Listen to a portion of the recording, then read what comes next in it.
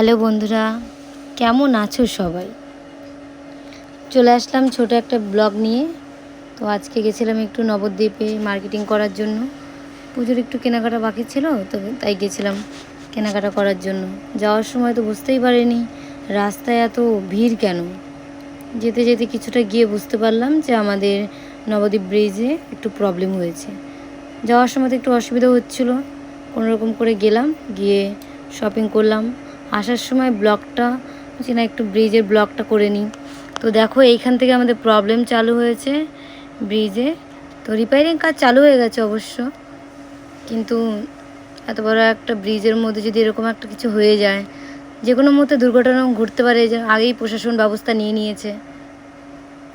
তো দেখো আমরা যেতেই পারছিলাম না, তাও ভিডিওটা করার, তোমাদের দেখানোর জন্য ভিডিওটা করা, যে যেই নবদ্বীপ আসবে একটু সাবধানে আসবে, ঠিক আছে?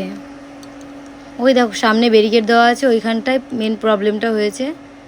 আর এর জন্যই সিঙ্গেল রাস্তা করে দিয়েছে, সিঙ্গেল করে যাও, এর জন্য এত ভিড়। এই পাশ থেকে গাড়ি ছাড়ছে একবার, ওই পাশ থেকে গাড়ি ছাড়ছে। আমরা তো ছোটো গাড়ি নিয়ে গেছিলাম, তাই যেতে পারছিলাম না, আর ঘন্টার পর ঘন্টা ধরে দাঁড়িয়ে রয়েছে।